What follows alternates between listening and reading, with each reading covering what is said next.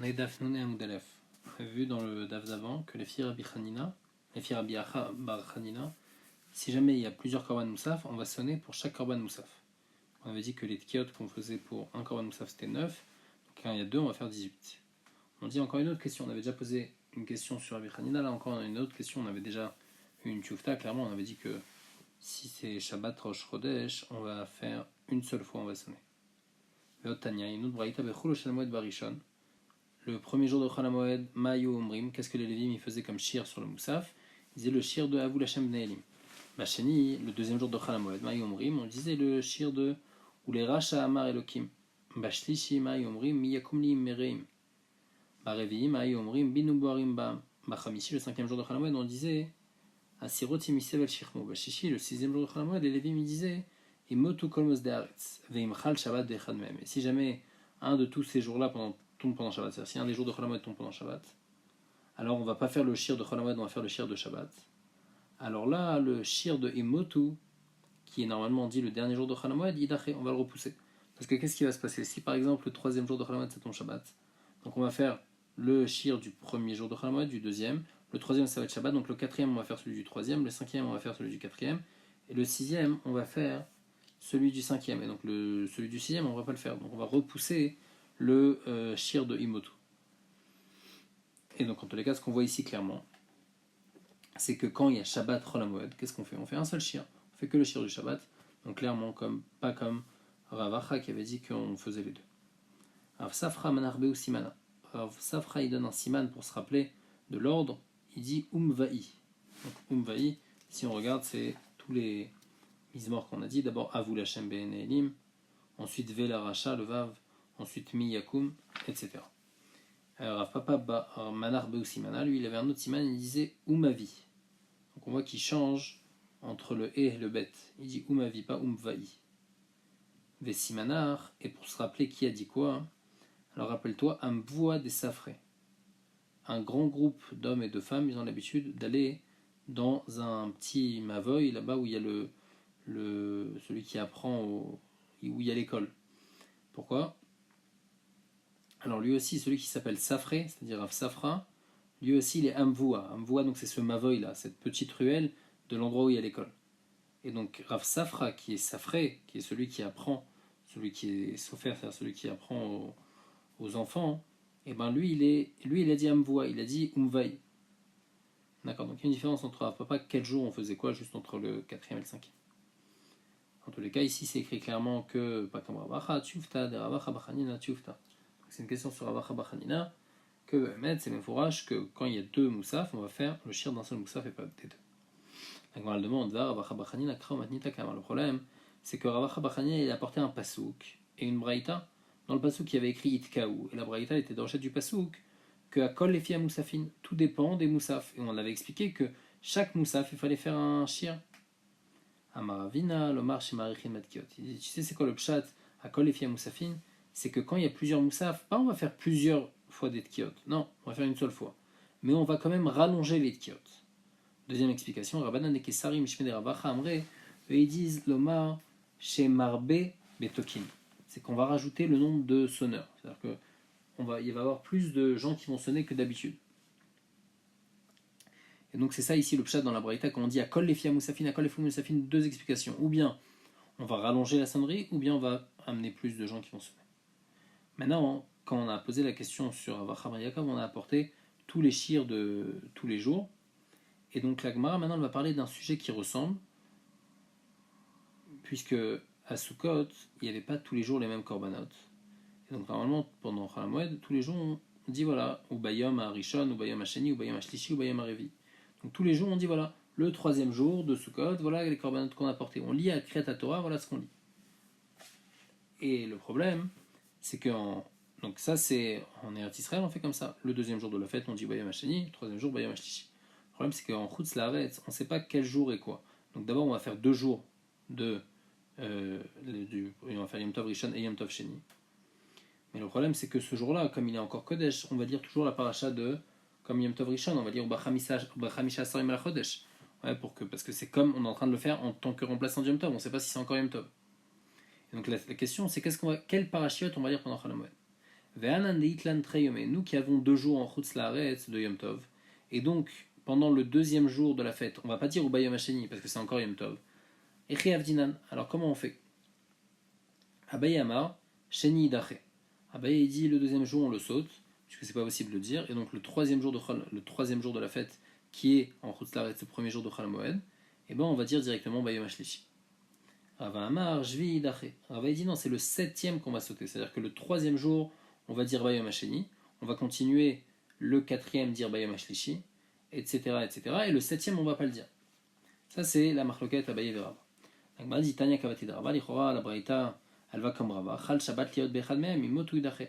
On a dit que dans les Shir, si jamais on a raté s'il y a un Shabbat au milieu de Chol Moed, alors celui qu'on va sauter, c'est le dernier. Donc on voit l'Ichora comme la Shita de Rava, hein, que la même chose ici dans les parachiotes, on va lire toutes les parachiotes, Bayom Hasheni le troisième jour, Bayom Hashlishi le quatrième jour, et on va rater le dernier jour.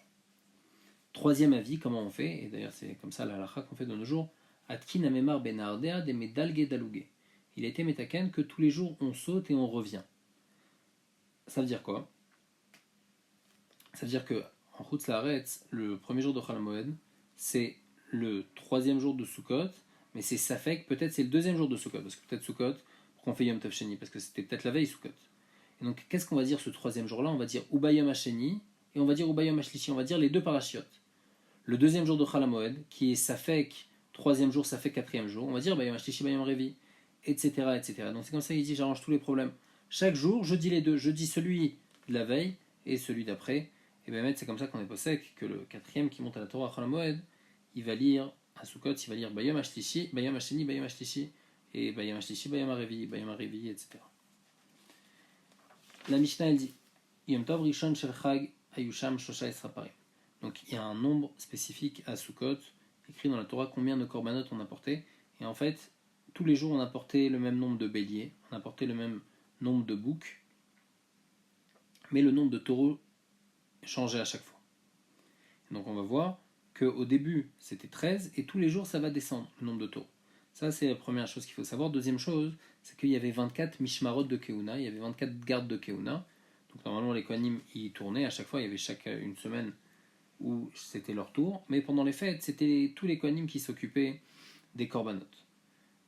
Et donc ici à Sukkot, si on calcule tous les korbanot qu'il va avoir, on va voir qu'il y a en tout 70 taureaux, à part les autres korbanot. Donc puisqu'il y a 70 taureaux, 70, 6 sont 24, ça fait qu'en tout, ils vont tous faire au moins 3 fois, sauf 2 mishmar qui vont pas faire 3 fois, ils vont faire que 2 fois. Parce que 24 fois 3, ça fait 72. Donc ils vont tous faire 3 fois, sauf 2 mishmar qu'ils vont faire seulement 2 taureaux. Donc ça maintenant c'est l'introduction pour comprendre la Mishnah. Le premier jour de Sukkot, Ayusham Shosha Sarparim. On a porté donc 13 taureaux, et l'Imshnaim de bélier, Shtaïr Echad. Et donc combien en tout de mishmar vont s'occuper de ça? Puisqu'il y a 13 taureaux, 2 béliers et un saïr, donc il y en aura 16 qui vont s'en occuper. Donc pour ce jour-là, il va rester combien de mishmar? Parce qu'il y en a 16 déjà qui sont occupés par ces korbanot. Là, il y en aura 8. Et Nishtausham, Arba Asar Gvasim, les Shwana Mishmarot. Il y aura 8 mishmar qui devront s'occuper de 14 moutons. Tous les jours, il y avait 14 moutons. Bayom Rishon. Et donc le premier jour, Shisham Akrivin Shnaim Shnaim. Il y en a 6 qui vont apporter chacun 2 moutons, donc ça va faire 12. Bachéa, et les 2 autres, ils vont apporter Echad Echad. Comme ça, on arrive à 14 moutons. Bayom Hasheni, où là, il y a un taureau en moins. Donc maintenant, il y a 9 mishmar qui doivent s'occuper de 14 moutons. Alors, Hamisham Akrivin Shnaim Shnaim. 5 qui vont apporter 2, donc ça va faire 10. Bachéa, et les 4 autres mishmar, ils vont apporter Echad Echad. Comme ça, on arrive à 14. Bashlishi, le troisième jour de Sukkot. Donc là, il y a encore un taureau en moins. Donc puisqu'il y a un taureau en moins, donc à ce jour-là, par exemple, il y avait 11 taureaux. 11 taureaux, 2 béliers et un saïr. Donc on va arriver à 14. Et donc il va rester encore 14 mishmarot qui devront apporter les moutons. Donc Arba Makrivin Shnaim Shnaim, il y a pas 14, il y a 10 mishmarot qui devront apporter 14 moutons.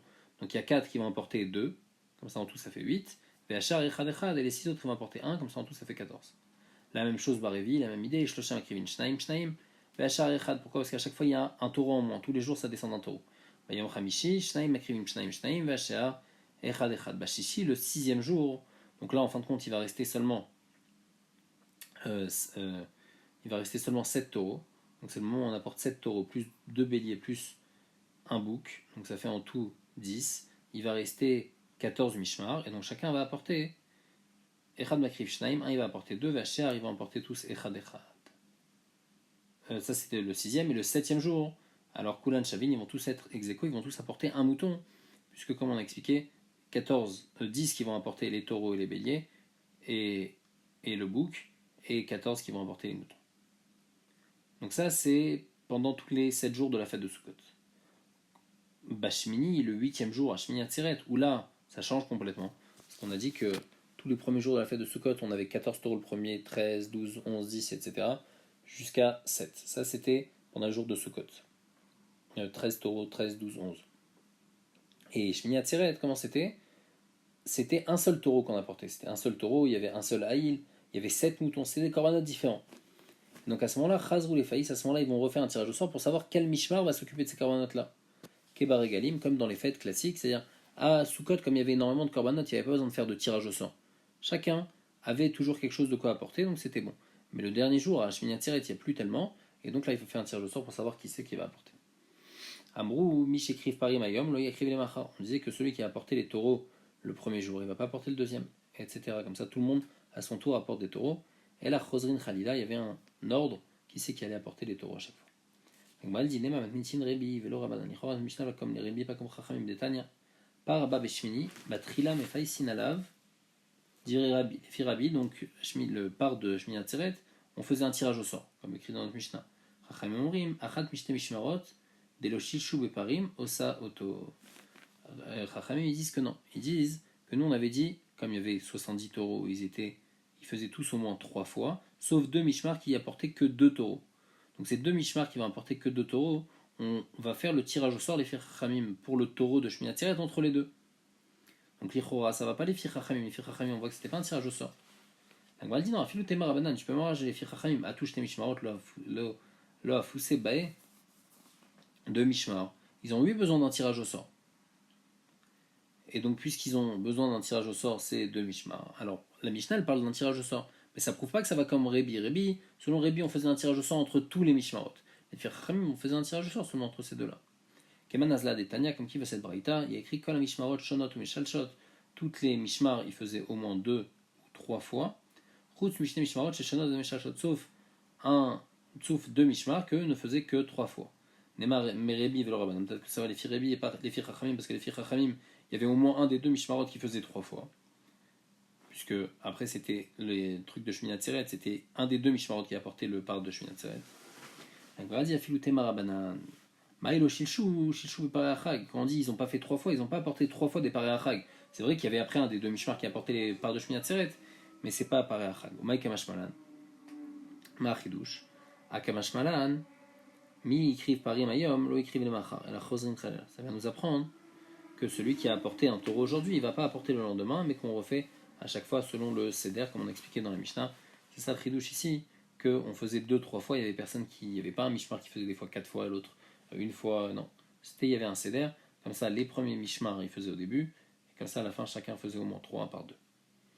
Amar Rabbi Elazar, Ane Shivim Parim Kenegami. Donc on a dit on apporte 70 taureaux pendant Sukkot. On commence par 13, on arrive jusqu'à 7, ça fait 70. Keneged Mi, c'est par rapport à quoi? Keneged Shivu Mumot, c'est par rapport aux 70 nations. C'est-à-dire pardonner pour les 70 nations, ça va apporter la pluie au monde. Parce qu'à Sukkot, on est jugé sur la pluie. Par Yechidi Lama, et le part qu'on apporte tout seul à Shmini Atzeret, pourquoi? Keneged Numa Yechida, par rapport au peuple juif. Macham Melech Basar Vadam, Shamar Lavadav, ressemble à un roi qui a dit à ses esclaves, celui c'est Boudagdoula, faites-moi un grand repas. Le Yama Acharon Amar le Havo, le dernier jour, il a dit à son ami, Aseli Seudaktana, Kedesh Anemimcha, fais-moi un petit repas que toi et moi. Comme ça, je profite avec toi. Donc ça, c'est ça l'idée. Hachem, il dit, faites tout Sukkot, etc., les 70, amenez-moi tout ça. Ça, c'est pour tous les goïms. Mais après, Hachem, il veut rester qu'avec le peuple juif. Malheur aux goïms qui ont perdu quelque chose de très cher, ils ne savent même pas qu'est-ce qu'ils ont perdu. À l'époque du Beth Amikdash, le Mizbeach, il leur a apporté une kapara avec les 70 korbanot, qu'on a dit que c'était pour eux. Maintenant, qui c'est qui leur apporte une kapara? La Mishnah elle dit Bishlosha prakim bashana, à 3 moments dans l'année, c'est-à-dire les 3 régalim, pendant les 3 fêtes, Ayu kol mishmarot Shavot. Tous les mishmar, les 24 mishmar de Kohanim, les 24 tours de Kohanim, ils étaient Shavot be imuré regalim. Dans les parties des corbanotes sur lesquelles on est censé se séparer, là on parle des parties des corbanotes des fêtes. Donc en fait, pendant les fêtes, normalement il y avait à chaque fois la semaine, c'était voilà, cette semaine-là c'était la semaine de ce mishmar, c'était lui qui s'occupait, c'était lui qui récupérait tout. Mais si c'était pendant la fête, là tout le monde était là et tout le monde récupérait des parties de l'animal qui étaient des animaux de la fête. Deuxième chose aussi, chiluk lechem apanim. Pour le lechem apanim, les 12 pains, ils se partageaient tous ensemble, tous les kohanim. Be'atzeret, à Shavuot en plus du lechem apanim, il y a un autre din de shte alechem. Et le shte alechem, c'est le korban spécifique de Shavuot, c'est il était chametz, et le lechem apanim, il est matzah. Donc celui qui s'occupait de partager, il disait au kohanim, elach matzah, elach chametz. Il lui disait, tiens ton morceau de matzah, tiens ton morceau de chametz. Pourquoi ? Parce qu'on ne pouvait pas faire d'échange. On ne peut pas dire, moi je prends plus de matzah, toi tu vas prendre plus de chametz. On n'a pas le droit d'échanger un korban contre un autre korban. Donc chacun devait recevoir son bout de matzah et son bout de chametz. Mishmar shezmano kavua ou makriv timidin. Maintenant ça c'était pour les korbanot de la fête. Maintenant pour les korbanot classiques comme le korban tamid. Alors là c'est le mishmar qui, normalement c'est censé être sa semaine, c'est lui qui va apporter le korban tamid. Nedarim et Nendavot, c'est lui qui va apporter les Nedarim et les Nendavot. Ou chaque korbanot tzibour et tous les autres korbanot tzibour qui ne viennent pas pour la fête, ou makrivet akol, et lui il va tout apporter. La Gemara va expliquer qu'est-ce qu'on vient être marbé quand on dit ou makrivet akol. La Mishnah elle demande Emoura regalim shel gavoa ninu. Nous on a dit Emoura regalim, on a déjà expliqué sur la Maskana. La Gemara, c'est quoi Emoura regalim? C'est ce qui se mange. Mais normalement Emourin c'est ce qu'on met sur le misbeach. La Gemara dit je comprends pas, Emoura regalim c'est ce qu'on met sur le misbeach. Pourquoi ils vont partager entre les Emoura regalim? Alors Frisda non, c'est quoi Emoura ici? C'est maché amour bar regalim. Ce qui est écrit à propos des fêtes et qu'on mange, pas les Emourim qu'on met sur le misbeach. D'où on sait que tous les mishmar ils vont tous recevoir la même part pour Emoa Regalim, qui vont tous partager ensemble. Talmud Lomar, il y a écrit dans le pasuk Uba bechol avat nafsho vesheret. Donc de ce pasuk, on apprend qu'un Kohen il peut apporter un korban, même si c'est pas son mishmar, et l'autre mishmar il peut pas le bloquer. Et puisqu'il a, normalement, quand quelqu'un, le Kohen qui apporte le korban, c'est lui qui est zoché de pouvoir manger ce korban. Comme il y a écrit, la Kohen amakriv otal lotier. Yachol avishari motashanakan. J'aurais pu penser quoi que tout le temps, le Kohen, il peut apporter un korban. Talmud Lomar, non. Mais achad sha'arecha. C'est quoi mais achad sha'arecha? L'homme marti et la bécha, c'est quoi l'Israël nirasim echad. Je te dis ça seulement quand tout le peuple juif, il est dans une seule char, dans une seule ville. C'est-à-dire quand tout le monde, le peuple juif monte à Jérusalem. C'est-à-dire pendant les fêtes. Pendant les fêtes, alors là, le Kohen il peut venir apporter le korban qu'il veut. Donc puisqu'il peut apporter le korban qu'il veut, alors il va pouvoir aussi manger. Donc de là on apprend que tous les Kohanim se partageaient, les korbanot des fêtes. Après on a dit deuxième chose qui se partageait, c'était chiluk lechem apanim. Tanura banan. D'où on sait qu'ils se partagent à égalité. Talmud Lomar parce qu'il y a écrit Chelek kechelek yochelu. Donc ce pasouk il est à la suite du pasouk Uba bechol asher vat nafsho qu'on avait dit là, juste avant. Et donc on est doresh ce pasouk comme ça, on dit Kechelek avoda kach chelek achila. De la même manière que la avoda il peut la faire lui-même, alors lui aussi il a un chelek dans la achila. Maya achila, de quelle achila on parle? C'est-à-dire, on dit de la même manière que le Kohen, bien que c'est pas son moment de mishmar, il peut faire une avoda, il peut aussi manger. De quelle achila on parle? Il est ma korbanot, mais atam nafka, la Kohen amakrivota lotier. Le Kohen, puisqu'on a dit qu'il peut approcher, même quand c'est pas son mishmar, quand c'est les fêtes, il peut approcher, pourquoi? Parce qu'on avait appris bechol avat nafsho. Alors c'est sûr qu'il peut manger, parce qu'il y a écrit Kohen amakriv, celui qui approche, c'est lui que ça va être pour lui. Donc c'est sûr qu'il peut manger les korbanot des fêtes, puisqu'on lui a déjà permis de les approcher. Alors à quoi ça me sert ce pasouk-là de chelek kechelek pour me dire que même chelek achila, et là lechem apanim, c'est pour m'apprendre le din de lechem apanim, qu'il va pouvoir prendre le lechem apanim. Yachol abechot abaot shalom chamata regel baregel. J'aurais pu penser que même les obligations des autres korbanot qui viennent pas pour la fête, donc, par exemple le korban tamid, est-ce que j'aurais pu penser que même quelqu'un qui n'est pas le Kohen du mishmar il peut apporter et donc manger? Talmud non. Les filles même karav à la vote par rapport aux ventes qu'ils ont fait les pères. Mamachu avot zelazé, qu'est-ce qu'ils se sont vendus chacun l'un à l'autre? Ani bashavati vata beshavatra. Toi tu travailles ta semaine, moi je travaille ma semaine. Donc les korban tamid et les korban classiques, chacun sa semaine. Le korban de la fête, ça c'est, ils peuvent chacun faire la avoda, et donc ils peuvent chacun recevoir un morceau du korban. Et pour le lechem apanim aussi, on avait appris chelek et chelek que chacun peut recevoir.